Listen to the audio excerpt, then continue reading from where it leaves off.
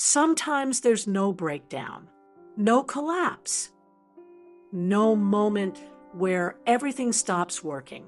Sometimes burnout is quiet. You still show up. You still function. You still do what's required, but something inside you has gone still. If you've ever thought, I'm not exhausted, I'm just done, this isn't something you imagined. There is a kind of burnout almost nobody talks about. Most people think burnout means being overwhelmed.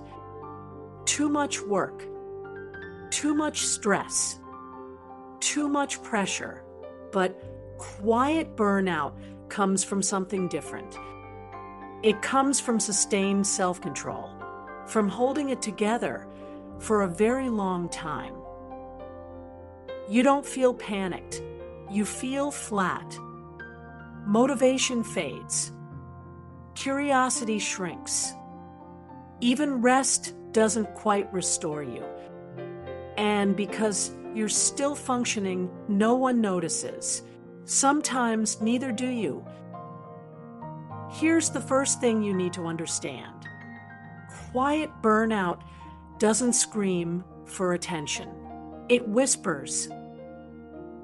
It shows up as indifference where interest used to be, as emotional distance where engagement used to live, as a sense of, I don't care as much anymore.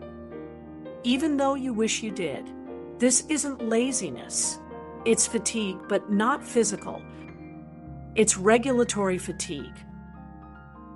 For a long time, you've been managing yourself, managing emotions, managing reactions, managing expectations, yours and everyone else's. You learn to stay composed, to be reliable, to not fall apart, and that skill kept you going until it quietly started costing you. Quiet burnout often appears in people who are strong, the ones who don't complain, the ones who adapt, the ones who keep going without making noise. There's often no single breaking point, just a slow dimming. The excitement you used to feel doesn't come as easily. The effort it takes to care feels heavier. And you don't know why, because nothing is technically wrong. That's the hardest part. When burnout is loud, it's visible. When it's quiet, it's confusing. You start questioning yourself. Why do I feel like this? Shouldn't I be grateful? What's wrong with me? But the truth is simpler. Your system is tired of holding itself together. Quiet burnout comes from long-term restraint, from always being the calm one, from being emotionally responsible, from staying functional even when things were hard. Over time, that restraint drains vitality, not all at once. Gradually, quiet burnout often hides behind competence. You do things well enough that no one checks on you. You meet expectations. You don't fall behind. You don't ask for help. So the system never gets a signal to stop.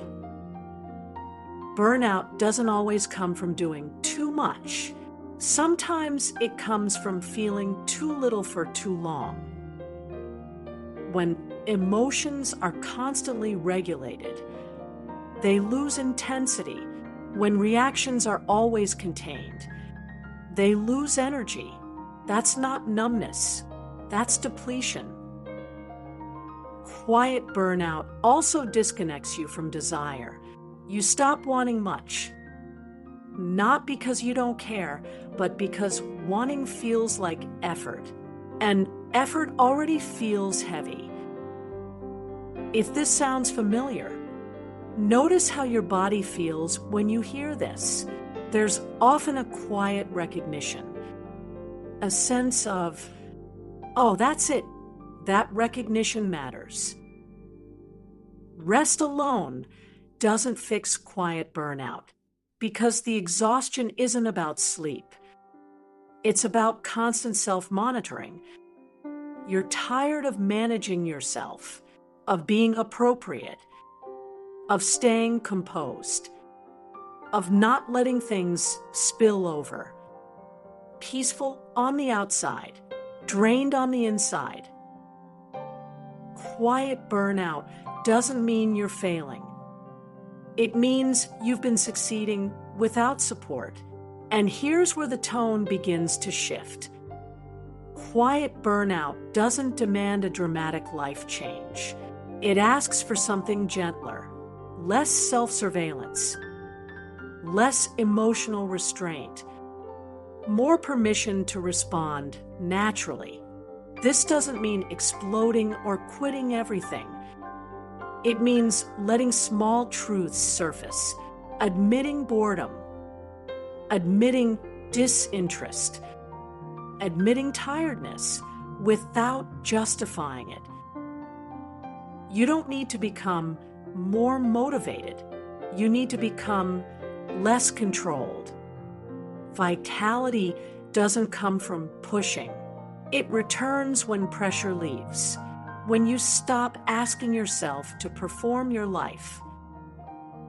Quiet burnout heals in subtle ways, moments of genuine interest, conversations without managing the outcome, time where nothing is required of you.